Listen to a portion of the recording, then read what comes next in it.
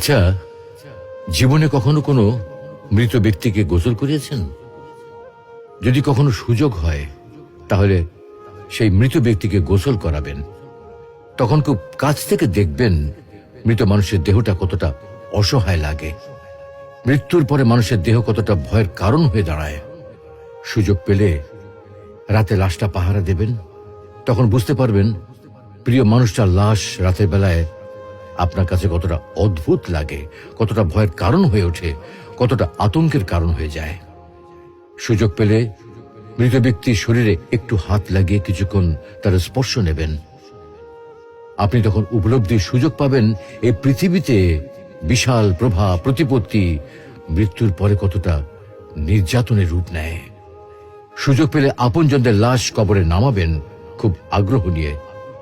শেষবারের মতো মৃতদেহের মুখটি একবার দেখা